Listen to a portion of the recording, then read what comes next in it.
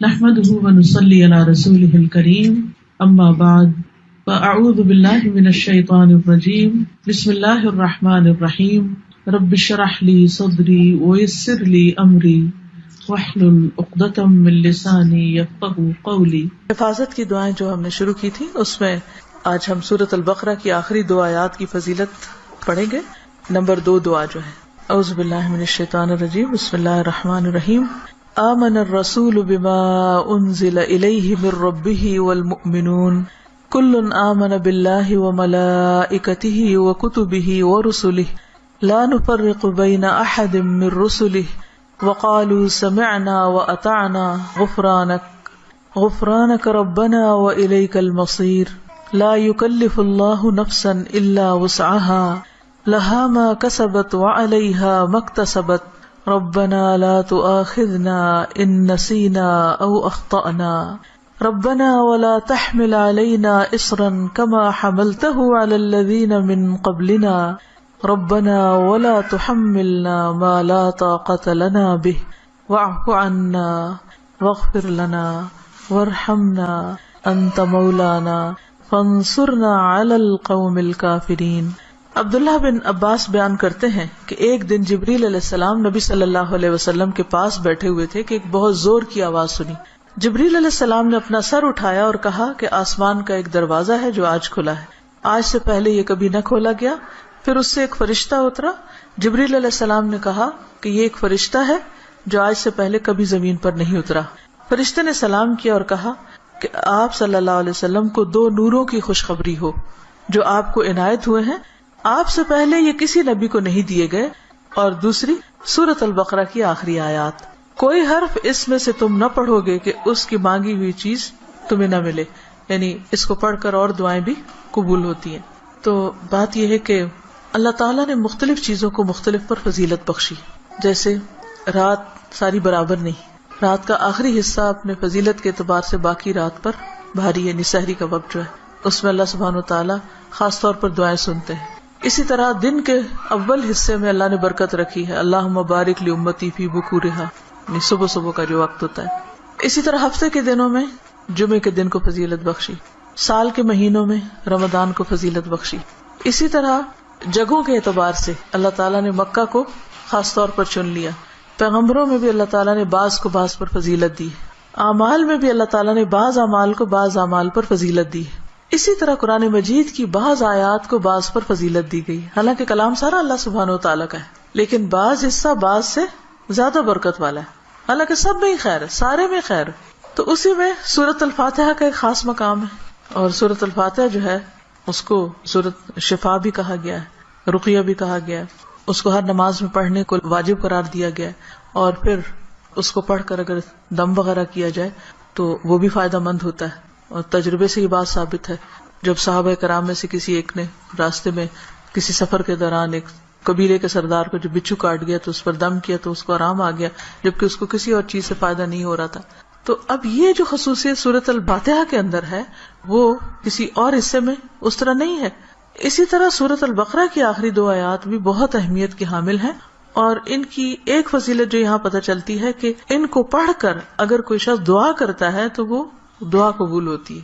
ایک اور حدیث میں آتا ہے، عبداللہ بن مسعود سے روایت ہے کہ جب رسول اللہ صلی اللہ علیہ وسلم معراج پر تشریف لے گئے تو آپ سدرۃ المنتہا تک پہنچے، زمین سے جو کچھ بھی چڑھتا ہے وہ یہیں آ کر ٹھہر جاتا ہے، پھر لے لیا جاتا ہے، اور جو اوپر سے اترتا ہے وہ بھی یہیں ٹھہر جاتا ہے، پھر لے لیا جاتا ہے۔ اللہ تعالیٰ نے فرمایا یخشى السدرۃ ما یخشى، جب ڈھانپ رہا تھا سدرہ کو جو کچھ کے ڈھانپ رہا تھا۔ جب نبی صلی اللہ علیہ وسلم معراج پر تشریف لے گئے تو جو بیری کا درخت تھا اس کے اوپر جو روشنی تھی اس کی بات ہو رہی ہے۔ عبداللہ نے کہا کہ سونے کے پتنگے تھے وہ جو اوپر چھا رہا تھا۔ پھر رسول اللہ صلی اللہ علیہ وسلم کو وہاں 3 چیزیں دی گئی تھی، ایک تو 5 نمازیں، دوسری سورۃ البقرہ کی آخری آیات، اور تیسری آپ کی امت میں سے اس شخص کے باقی تمام تباہ کرنے والے گناہوں کو اللہ نے بخش دیا جو اللہ کے ساتھ کسی کو شریک نہ ٹھہرائے، جو شرک نہ کرے۔ تو یہ 3 چیزیں ملی تھی جن میں نماز کا ذکر عام طور پر ملتا ہے کیونکہ اس کے بارے میں مزید وضاحت سے احادیث بھی ہیں۔ تو اس حدیث سے کیا پتہ چلتا ہے کہ سورۃ البقرہ کی آخری 2 آیات عرش کے نیچے سے ایک خاص خزانے سے نصیب ہوئی ہیں، اور یہ نبی صلی اللہ علیہ وسلم ہی کو ملی ہے، باقی انبیاء کو نہیں دی گئی۔ ایک اور روایت سے پتہ چلتا ہے، نعمان بن بشیر سے روایت ہے کہ نبی صلی اللہ علیہ وسلم نے فرمایا کہ اللہ تعالیٰ نے آسمان و زمین پیدا کرنے سے 2000 سال پہلے ایک کتاب لکھی، اس کتاب میں سے 2 آیات اتاری جن کے ساتھ سورۃ البقرہ کو ختم کیا۔ کب کی بات ہے یہ؟ زمین و آسمان کے پیدا کرنے سے 2000 سال پہلے کی بات۔ قلم کب پیدا ہوا تھا؟ 50,000 سال پہلے، باقی چیزوں کی تخلیق کے۔ جس گھر میں 3 رات یہ آیات پڑھی جائیں شیطان اس کے قریب نہیں آتا۔ رسول اللہ صلی اللہ علیہ وسلم نے فرمایا، مجھے سورۃ البقرہ کی آخری آیات عرش کے نیچے ایک خزانے سے دی گئی، مجھ سے پہلے یہ آیات کسی نبی کو نہیں دی گئی، یعنی یہ آپ کی خاص خصوصیت ہے کہ آپ کو یہ نصیب ہوئی۔ اور پھر ایک اور جگہ یہ بات بھی پتہ چلتی ہے ان آیات کے بارے میں کہ جو شخص رات کے وقت ان آیات کو پڑھ لیتا ہے تو وہ اسے ہر چیز سے کافی ہو جاتی۔ تو آپ اس کو اپنی عادت بنا سکتے ہیں، رات کو سونے سے پہلے پڑھ لیں یا کسی نماز میں پڑھ لیں، مغرب یا عشاء کی نماز میں پڑھ لیں یا ویسے ہی بیٹھ کے پڑھ لیں، کیونکہ ان کی فضیلت بہت زیادہ ہے۔ تو ان آیات کا ترجمہ جو ہے وہ آپ دیکھ سکتے ہیں قرآن پاک ترجمے والے سے، لیکن یہ ہے کہ جو خاص بات ان آیات میں کی گئی ہے، پہلے تو اس میں ایمان پر بات ہے کہ رسول خود بھی ایمان لائے ہیں اور سارے مومن بھی۔ کن کن چیزوں پر؟ اللہ پر، ملائکہ پر، کتب پر، رسول پر۔ دوسری اہم بات، لا نفرق بین احد من رسلہ، کہ ہم رسولوں کے درمیان فرق نہیں کرتے۔ فضیلت جو اللہ نے ان کو دی وہ اللہ ہی نے دی، لیکن ہمارا کیا فرض بنتا ہے کہ سب پر ایمان لائیں۔ اور پھر صحابہ کرام نے کیا کہا، وقالوا سمعنا واطعنا، کہ ہم نے سنا اور ہم نے اطاعت کی، ہم ایمان لے آئے اور جو کچھ ہمیں کہا جائے گا ہم اس کو مانتے ہیں۔ ہمیں اس کے بدلے کیا چاہیے؟ غفرانک، تیری بخشش چاہیے۔ یعنی بندہ اللہ کی بات مانتا ہے اور اللہ تعالیٰ اس کے ساتھ بخشش کا وعدہ کرتا ہے، ربنا والیک المصیر۔ اور یہ بخشش کیوں ضروری ہے کہ اللہ تعالیٰ ہم کو معاف کر دے؟ کیونکہ ہم نے اللہ کی طرف پلٹنا ہے، لوٹنا اسی کی طرف، رجوع اسی کی طرف۔ پھر فرمایا کہ لا یکلف اللہ نفسا الا وسعها، ہر بندے سے حساب اتنا ہی ہے جتنی وہ استطاعت رکھتا ہے، اسی کا مکلف ہے، اس سے زیادہ اس سے نہیں پوچھا جائے گا، چاہے جسمانی صحت ہو، چاہے مال ہو، چاہے اولاد یا عقل یا کچھ بھی، تو ہر شخص کا حساب اتنا ہی ہے۔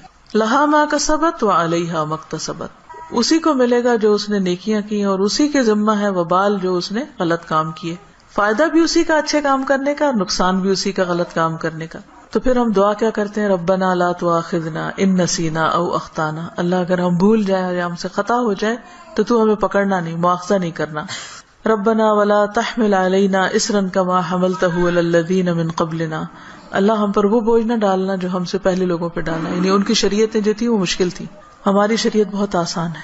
مثلا نبی صلی اللہ علیہ وسلم جب حج پہ تشریف لے گئے تو آپ نے کچھ ریچولز کی ایک ترتیب بتائی، لیکن چونکہ کراؤڈ بڑا تھا تو اس ترتیب میں کچھ لوگوں نے فرق کر دیا۔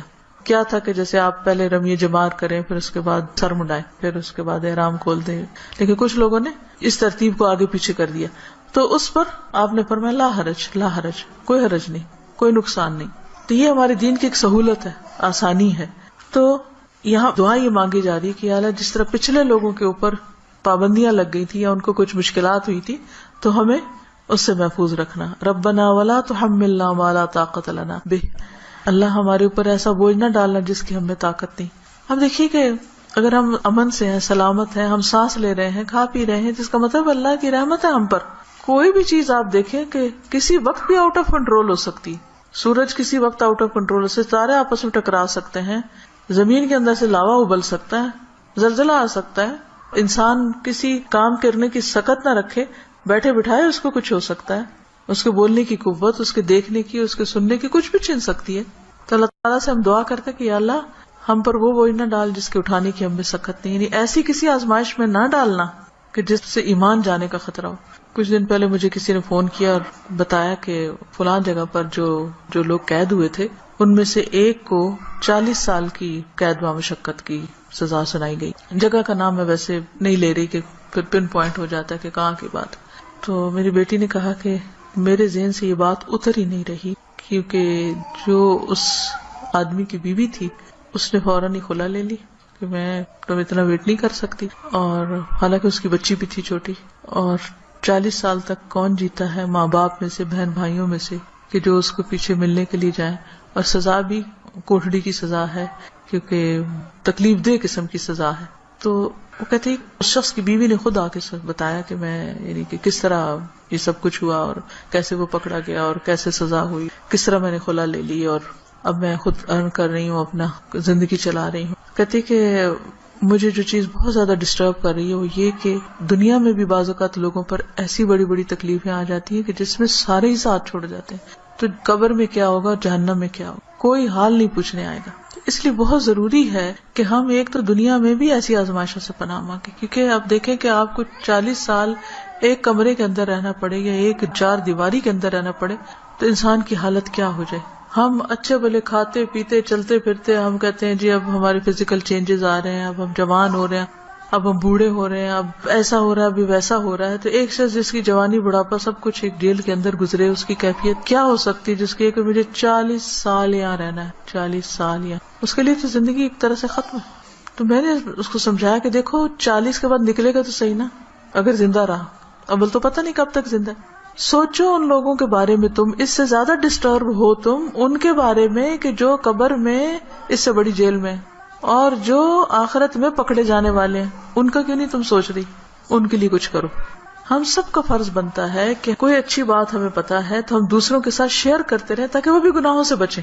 اسی سے آپ سوچیں کہ دنیا میں 40 سال ایک جیل میں گزارنا ایک وحشت ناک تصور لگتا ہے کیونکہ ہم ریلیٹ کر سکتے ہیں نا اس کو.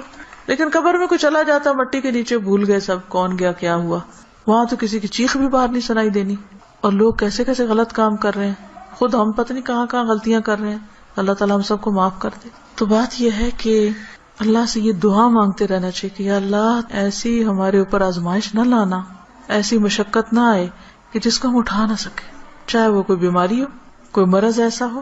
آپ دیکھیں کہ بعض بیماریوں میں پین ہوتی ہے، بعض میں تکلیف ہوتی ہے، ناقابل برداشت حد تک تکلیف ہوتی. اس وقت انسان کے لیے صبر کرنا اور اپنے آپ کو کنٹرول میں رکھنا کہ منہ سے کوئی غلط بات نہ نکلے، اور اگر منہ سے تو چھوڑے دماغ میں بھی برا خیال نہ، کیونکہ حدیث میں آتا نا کہ تم اس وقت تک نہ مرو جب تک تمہارا حسن ظن اللہ کے بارے میں نہ ہو.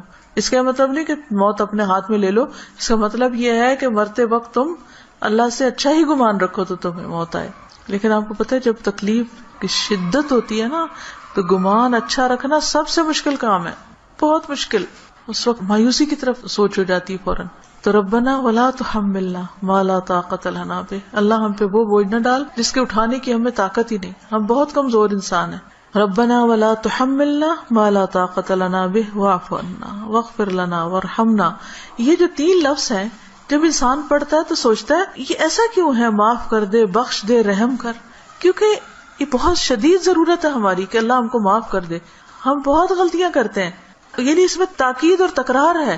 واعف عنا واغفر لنا وارحمنا اگر شعوری طور پہ ہم ہر روز پڑھیں کم از کم ایک دفعہ تو کتنا فائدہ ہو سکتا ہے. انت مولانا فانصرنا علی القوم الکافر، تو ہمارا مولا ہے تو دنیا میں بھی تو ہمیں کافر لوگوں پر مدد دے. تو اللہ تعالی ہمیں اس دعا کو پڑھنے اور سمجھنے اور عمل کرنے کی توفیق دے. السلام علیکم ورحمۃ اللہ وبرکاتہ. سبحانک اللہم و بحمدک، اشہد ان لا